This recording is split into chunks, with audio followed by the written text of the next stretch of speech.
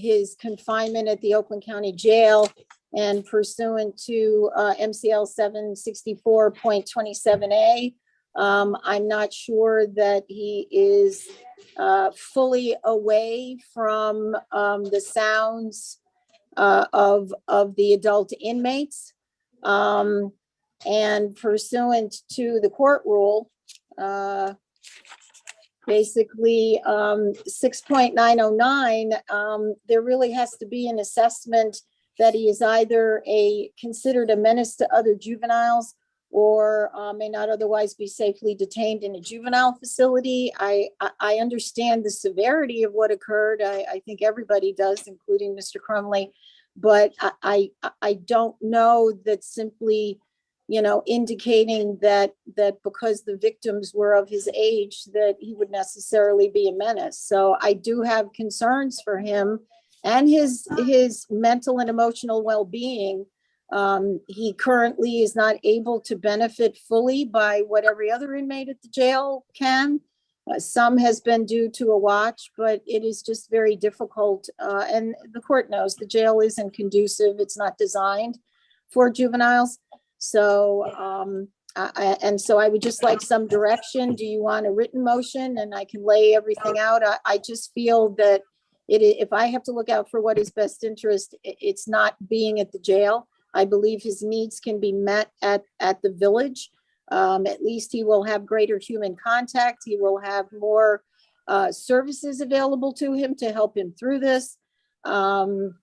I just feel that it is truly in his best interest, and I don't know that he really meets the standard of the court rule and the statute.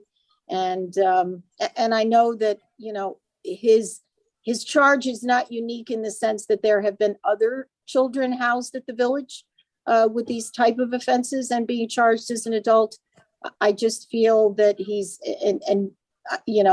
I'm not being humorous when I say this, but he could still at least be in school. I mean, there are things, he is still 15 years of age.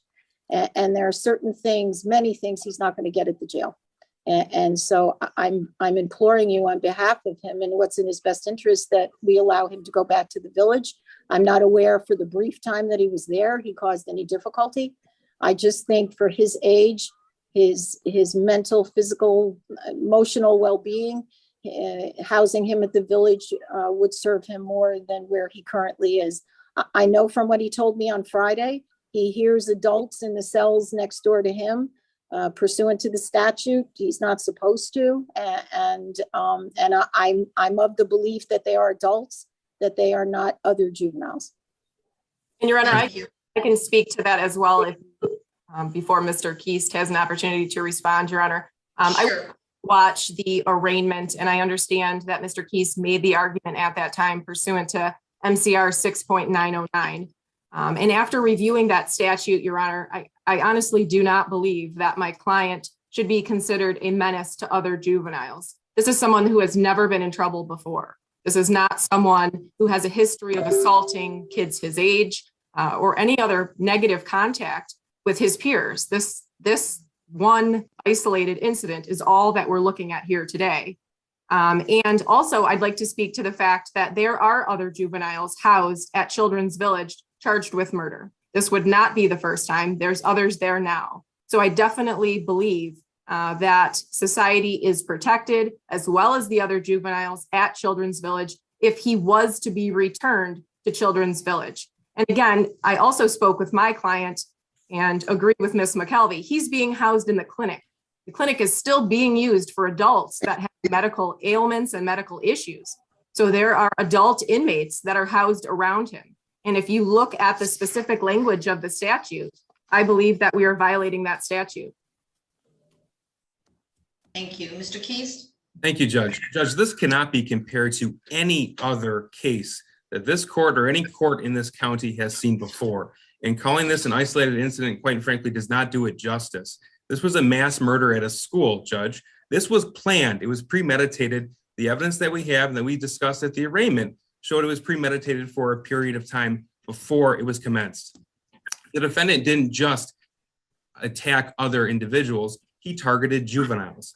This defendant fits MCR 6.909 to the T. This court has already made a ruling that the presumption is great that the juvenile committed the offense and the juvenile's charged with first-degree murder. This court already made the ruling that this court could move the defendant from the Children's Village to the Oakland County Jail. I've spoken with Captain Thomas Vita of the Oakland County Jail. He has provided me with watch sheets. This defendant is monitored every 15 minutes. His food intake is monitored. His weight is monitored. He has access to mental health care should he choose. He has access to medical care should he choose. If counsel is prepared to put such facts on the record regarding the Oakland County Jail's inability to house this defendant, I would ask for a written motion. And I would also ask this court to review in camera the Oxford High School video that does in fact prove beyond any doubt that this defendant is the individual who perpetrated this offense on other children, Judge. Children's Village is not a secure facility. They have had escapes in the past, in the recent past. I can't imagine a situation where we could put this defendant in a school environment after what he did on November the 30th, Judge. So if we are going to readdress this ruling from this honorable court, I would ask it be by written motion. I would ask the opportunity for this court to review certain items in camera. Thank you. Thank you. The court rule that is being addressed is MCR 6.909, which is the place of confinement for the juveniles, and allows the court for a juvenile confined in a jail or similar facility designed and used to incarcerate adult prisoners upon a showing that the juvenile's habits or conduct are considered a menace to other juveniles. While I did make a ruling prior, I still feel strongly about that his conduct could be a menace to other juveniles. I think his placement is appropriate in the adult facility, specifically the Oakland County Jail. And he, of course, shall be confined and meet the statutory guidelines when a juvenile is in that facility. So the only thing I'm hearing right now that may potentially be a violation is that he can hear other inmates who are adults. Is that correct, Ms. McKelvey? Yes, Your Honor, that's my understanding. Okay. Judge, I will speak. I'm sorry, I did not mean to interrupt, Judge. I will speak personally with administration at the Oakland County Jail as soon as we end this call, and I will make sure that the defendant is neither within sight nor sound of any adult at the jail. Thank you. Obviously, we need to be compliant with the statutes, and if that is, it is obviously a concern, and thank you for addressing that. Thank you. Anything further?